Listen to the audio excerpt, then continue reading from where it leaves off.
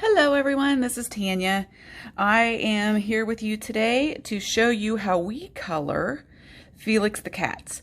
I have a lot of inquiries as to what markers I use, what kind they are, what colors they are, so I'm going to do a real quick coloring and show you how we do it. This is Felix. He is one of Riley's little buddies, and as you know, cats come in all sizes and colors. And today, this particular Felix is going to be gray.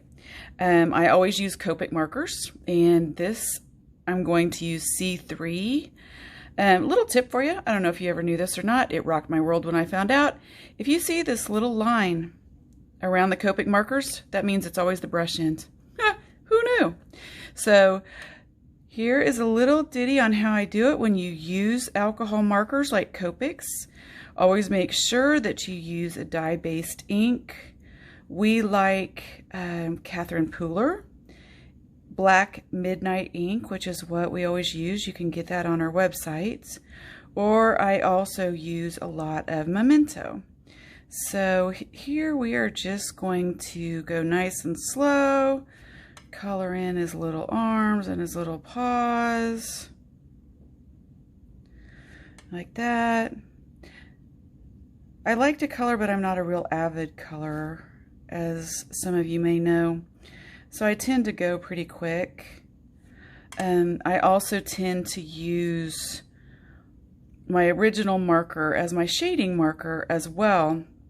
I learned that when I was Copic certified many years ago. And now Copics have exploded into the universe, and there are some gorgeous projects done by Copic artists out there. Me, nah, I just throw color on and hope for the best. So here he's done. We're going to give him a little tuff on his hair too. As you can see from my arrow, this is my little reminder to me that the sun is going to be coming from this way, so I'm going to shade him in the darker places where the sun would not be shining, which would be down here. And see, I'm just using the same marker. I have not changed markers at all. I'm just going to shade in down there. I'm going to give his little legs some shading, because they're sitting underneath his tail.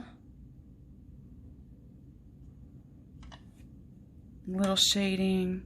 And underneath his chin,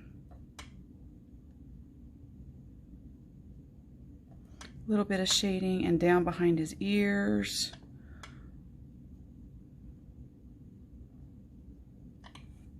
See that? If you see this little line like that and you don't like it, just flick your marker up a little bit.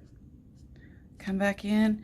And that's the great thing about alcohol markers. It all tends to blend in with itself. Now for the nose, I just use a pink or a black. This time I'm going to use my RV10. All right, just going to throw a little bit of pink on his nose, a little bit of pink in his ears. And then, as always, I use B00 to put some blue in their eyes. It just brings it alive a little bit more. I don't color the whole eyeball in, I just use a little bit.